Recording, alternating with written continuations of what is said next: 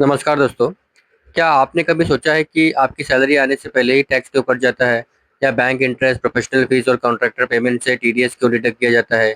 क्या गवर्नमेंट हमसे पहले ही टैक्स वसूल लेती है या इसके पीछे कोई अलग लॉजिक है?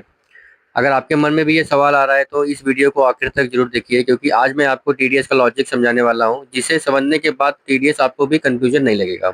जानकारी शेयर करते हैं। अगर आपने अभी तक चैनल को सब्सक्राइब नहीं किया है तो सब्सक्राइब जरूर कर ले और बेल आइकन को प्रेस कर दें। सबसे पहले समझते हैं कि आखिर टीडीएस होता क्या है। टीडीएस का फुल फॉर्म है टैक्स डिडक्टेड एट सोर्स। इसका मतलब है कि जब कोई कंपनी, एम्प्लॉयर, बैंक या कोई अन्य व्यक्ति आपका पेमेंट करता है तो वह पूरी पेमेंट देने से पहले उसका कुछ हिस्सा टैक्स के रूप में काट कर गवर्नमेंट को के पास जमा कर देता है। जैसे मान लीजिए आपकी प्रोफेशनल फीस 1 लाख है, उस पे उसने 10% टीडीएस लागू है, तो आपको पूरे 1 लाख नहीं मिलेंगे, आपको 90,000 मिलेंगे और 10,000 रुपया गवर्नमेंट के पास जमा हो जाएगा। यही 10,000 बाद में आपको पैन पर क्रेडिट दिखाई देगा 26 ईयर्स में। लेकिन सवाल अभी भी वही है कि गवर्नमेंट ऐसा क्यों करती है। पहला और सबसे बड़ा कारण यह है कि गवर्नमेंट को पूरे साल रेगुलर इनकम चाहिए। सोचिए, अगर पूरे देश के लोग साल के आखिर में जाकर टैक्स जमा करें तो गवर्नमेंट पूरे साल खर्चा क्या करेगी। सरकार को हर महीने पैसे चाहिए ना, रोड बनाने के लिए, रेलवे चलाने के लिए, डिफेंस के लिए, हॉस्पिटल, एजुकेशन के लिए, गवर्नमेंट स्कीम के लिए। इसलिए गवर्नमेंट इनकम होते ही थोड़ा थोड़ा टैक्स कलेक्ट करती रहती है। यानी टीडीएस गवर्नमेंट के कैश फ्लो को मेंटेन करने की एक तरीका है।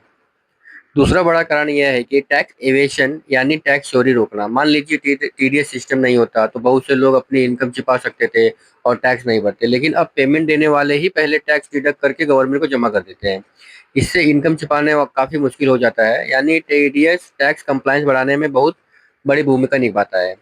तीसरा कारण यह है कि हर इनकम का डिजिटल रिकॉर्ड बनाना। जब भी टीडीएस डिडक्ट होता है तो उसकी इन्फॉर्मेशन सीधे आपके पैन नंबर से लिंक हो जाती है। यही डिटेल्स बाद में आपको दिखाई देती है फॉर्म 26 एस में हो गया, एआईएस में हो गया, फॉर्म 16 में भी जो एम्प्लॉयर आपके दिखाते हैं, फॉर्म 16 ए में हो गया। इससे इनकम टैक्स डिपार्टमेंट आसानी से वेरीफाई कर सकता है कि आपकी कितनी इनकम हुई है और कितना टैक्स डिडक्ट हुआ है। अब एक बहुत बड़ा मैथ दूर कर लेते हैं। बहुत से लोग सोचते हैं कि टीडीएस ही फाइनल टैक्स है, लेकिन ऐसा बिल्कुल नहीं है। टीडीएस सिर्फ एडवांस टैक्स कलेक्शन का एक तरीका है। फाइनल टैक्स हमेशा आपकी टैक्स इनकम फाइनल टैक्स हमेशा आपकी टोटल इनकम डिडक्शन एग्जामिशन टैक्स रिजीम के आधार पर कैलकुलेट होता है। अगर आपका एक्चुअल टैक्स कम निकलता है तो गवर्नमेंट आपको रिफंड दे देती है, और अगर ज़्यादा टैक्स बनता है तो आपको बाकी टैक्स जमा करना पड़ता है विथ सेस। तो दोस्तों, अब आपको समझ में आ गया होगा कि टीडीएस सिर्फ टैक्स काटने का सिस्टम नहीं है। इसके पीछे गवर्नमेंट का उद्देश्य है रेगुलर रेवेन्यू कलेक्ट करना, टैक्स चोरी को रोकना, इनकम का डिजिटल रिकॉर्ड मेंटेन करना, टैक्स कलेक्शन को आसान बनाना। इसलिए अगली बार जब आपकी सैलरी या किसी पेमेंट से टीडीएस कटे तो यह मत सोचिए कि आपको पैसा चला गया। अगर आपका एक्चुअल टैक्स कम बनता है तो वही टीडीएस आपके आईटीआर फाइल करने के बाद रिफंड के रूप में वापस भी मिल जाता है।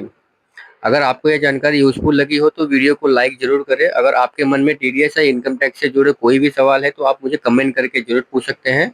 और ऐसे ही आसान finance, GST, accounting and tax updates के लिए शशि अकाउंट फाइनेंस को सब्सक्राइब जरूर कर लें। धन्यवाद, मिलते हैं अगले वीडियो में।